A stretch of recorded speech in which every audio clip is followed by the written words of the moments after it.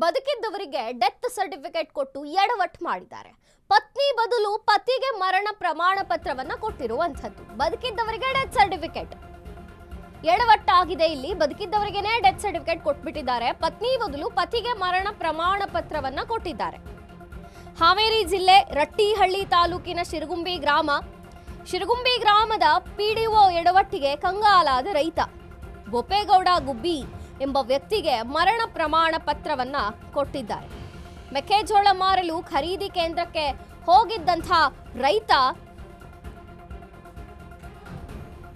ಇವರು ಸತ್ತು ಹೋಗಿದ್ದಾರೆ, ಖರೀದಿ ಮಾಡೋದು ಹೇಗೆ, ಮೆಕ್ಕೆಜೋಳ ಖರೀದಿ ಮಾಡಲು ಸಾಧ್ಯವಿಲ್ಲ ಅಂತ ಹೇಳಿದ್ದಾರಂತೆ ಅಲ್ಲಿ ಸಿಬ್ಬಂದಿ ಮಾತು ಕೇಳಿ ರೈತ ಶಾಕ್ ಆಗಿದ್ದಾನೆ. ಬೋಪೇಗೌಡ ಗುಬ್ಬಿ ಗ್ರಾಮ ಪಂಚಾಯಿತಿಯಲ್ಲಿ ವಿಚಾರಿಸಿದಾಗ ಬೆಳಕಿಗೆ ಬಂದಿದೆ.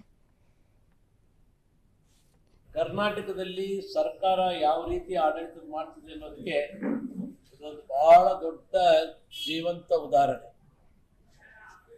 ಇವರ ಹೆಸರು ಬೋಪನಗೌಡ ಗುಬ್ಬಿ, ಸಿರಗಂಬಿ ಗ್ರಾಮದವರು, ರಟ್ಟಿಹಳ್ಳಿ ತಾಲೂಕು.